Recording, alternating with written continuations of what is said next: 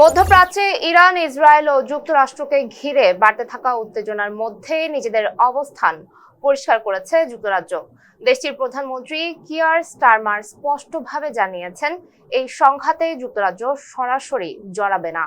সোমবার সাংবাদিকদের সঙ্গে আলাপকালে তিনি বলেন, এই যুদ্ধ তাদের নয়, তারা এতে জড়াবেন না। ইরানের ভূখণ্ড ব্রিটিশ সেনা পাঠানোর কোনো পরিকল্পনা নেই বলেও জানান তিনি। তবে সম্পূর্ণ নিরপেক্ষ অবস্থানে না থেকে দেশটি প্রতিরক্ষা প্রস্তুতি জোরদার করছে। স্টারমারের ভাষায়, যুক্তরাজ্যের মূল লক্ষ্য নিজেদের নাগরিকদের নিরাপত্তা নিশ্চিত করা, জাতীয় স্বার্থ রক্ষা করা এবং মধ্যপ্রাচ্যে মিত্র দেশগুলোর সুরক্ষা বজায় রাখা। এছাড়া আন্তর্জাতিক বাণিজ্যের জন্য হরমুজ প্রণালী সচল রাখতে কূটনৈতিক ও কৌশলগত চেষ্টা সচল রাখার কথাও জানান তিনি, কারণ এই প্রণালী বন্ধ হয়ে গেলে বিশ্ব জ্বালানি সরবরাহে বড় ধরনের প্রভাব পড়তে পারে। বিশ্লেষকদের মতে, যুক্তরাজ্যের এই অবস্থান একদিকে যেমন সরাসরি যুদ্ধ এড়ানোর কৌশল, অন্যদিকে আন্তর্জাতিক স্থিতিশীলতা বজায় রাখার একটি প্রচেষ্টা।